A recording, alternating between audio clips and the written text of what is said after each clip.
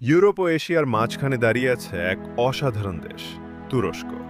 একদিকে প্রাচীন সাম্রাজ্যের স্মৃতি, অন্যদিকে আধুনিক নগর সভ্যতার রহস্য। রাজধানী আঙ্কারা আর প্রাণকেন্দ্র ইস্তানবুল, যে শহর একসময় ছিল তিনটি সাম্রাজ্যের রাজধানী। দেশটির ইংরেজি নাম টার্কি বহু শতাব্দী ধরে ব্যবহার হয়ে আসছে, তবে আধুনিক রাষ্ট্র হিসেবে নামটি আনুষ্ঠানিকভাবে প্রতিষ্ঠিত হয় ১৯২৩ সালে। ১৯২৩ সালে টার্কি প্রজাতন্ত্র ঘোষণা করা হয়, যখন মুস্তাফা কেমাল আতাতুর্ক আধুনিক তুরস্ক রাষ্ট্র প্রতিষ্ঠা করেন। আজ থেকে তুর্কি স্বাধীন রাষ্ট্র হিসেবে আত্মপ্রকাশ করল, অর্থাৎ তুরস্কের নতুন যুগ শুরু হলো। তার আগে অঞ্চলটি ছিল অটোমান এম্পায়ারের অংশ, তবে এখন আন্তর্জাতিকভাবে দেশটি নিজের নাম বদলায়। প্রেসিডেন্ট রেসেপ তাইব এরদোগান নেতৃত্বে অফিসিয়ালভাবে ২০২২ সালে নাম পরিবর্তন করে হয় তুর্কিয়ে। এর পেছনে কয়েকটা গুরুত্বপূর্ণ কারণ ছিল। দেশের সংস্কৃতি, ইতিহাস ও কূটনৈতিক অবস্থানকে নতুনভাবে তুলে ধরার অংশ হিসেবে নাম পরিবর্তন করা হয়। চলো জানা যাক তুরস্কের ইতিহাস, ভূগোল, অর্থনীতি, সংস্কৃতি এবং আধুনিক রাষ্ট্র ব্যবস্থা। তুরস্ক একটি ট্রান্সকন্টিনেন্টাল দেশ, অর্থাৎ দুই মহাদেশে বিস্তৃত। এর ইউরোপীয় অংশকে বলা হয় থ্রেস আর এশীয় অংশ আনাতোলিয়া। উত্তরে অবস্থিত কৃষ্ণ সাগর, পশ্চিমে এজিয়ান সাগর, দক্ষিণে ভূমধ্যসাগর। দেশটির অধিকাংশ অংশ মালভূমি ও পাহাড়ি। এখানে শত শত বড় শৃঙ্গ ও হাজারের বেশি পাহাড় আছে। সবচেয়ে উঁচু পাহাড় হল মাউন্ট আরারাত, উচ্চতা ৫,১৩৭ মিটার। শীতল, পাথুরে ও রহস্যময় পরিবেশের মাঝে দাঁড়িয়ে আছে এই পর্বত। এলাকায় ঠান্ডা, পাথুরে ও পাহাড়ি পরিবেশ, তাই এখানকার প্রাণীগুলো সেই পরিবেশে ধীরে ধীরে মানিয়ে নিয়েছে।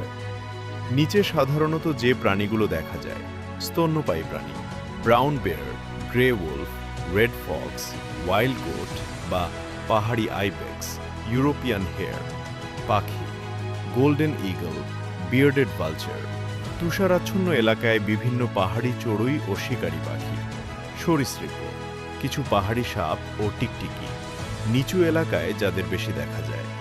মনে রাখবে, খুব উঁচু বরফাচ্ছন্ন অংশে প্রাণী কম থাকে। নিচের বন ও তৃণভূমি এলাকায় জীবন বেশি ছড়িয়ে আছে।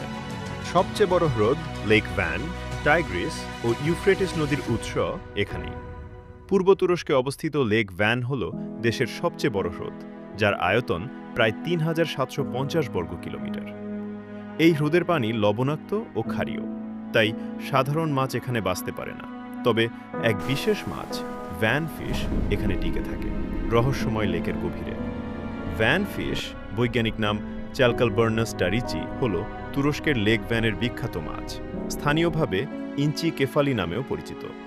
সাধারণত ২০ থেকে ৩০ সেন্টিমিটার লম্বা হয়, রূপালি ঝলমলে শরীর নিয়ে।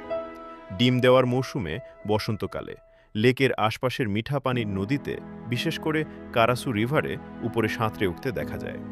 ভ্যান শহর ও আশপাশে এটি জনপ্রিয় খাবার, সাধারণত ভাজা বা গ্রিল করে পরিবেশন করা হয়। হ্রদের মাঝখানে আছে সুন্দর আগদামার আইল্যান্ড, যেখানে রয়েছে ঐতিহাসিক গির্জা, প্রাকৃতিক সৌন্দর্য আর রহস্য মিলিয়ে লেক ভ্যান সত্যিই অসাধারণ। তুরস্কের মাটি বহু সভ্যতার সাক্ষী। হিটাইট, গ্রিক, রোমান, বাইজেন্টাইন সবাই এখানে শাসন করেছে। হিটাইট সভ্যতা ছিল ব্রোঞ্জ যুগের শক্তিশালী সাম্রাজ্য। রাজধানী ছিল হাটুসা, প্রায় খ্রিস্টপূর্ব ১৬০০ থেকে ১২০০ সালের মধ্যে। গ্রিক যুগে এজিয়ান উপকূলে গ্রিক উপনিবেশ ও নগররাষ্ট্র গড়ে ওঠে, প্রায় খ্রিস্টপূর্ব ৮০০ থেকে ১৪৬ পর্যন্ত। এরপর রোমান সাম্রাজ্যের অধীনে আসে এই অঞ্চল, প্রায় খ্রিস্টপূর্ব ১৪৬ থেকে খ্রিস্টাব্দ ৩৩৫ পর্যন্ত। রোমান সাম্রাজ্য ভেঙে গেলে পূর্ব অংশ বাইজেন্টাইন নামে পরিচিত হয়, যা টিকে ছিল ৩৯৫ থেকে ১৪৫৩ সাল পর্যন্ত।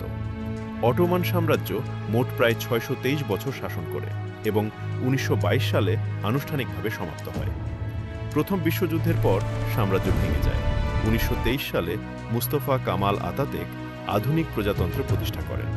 তিনি ধর্মনিরপেক্ষ সংবিধান, শিক্ষা সংস্কার ও নারী অধিকার প্রতিষ্ঠার পথে অগ্রসর হন। তুরস্ক একটি প্রজাতন্ত্র, যেখানে ৮১টি প্রদেশ আছে।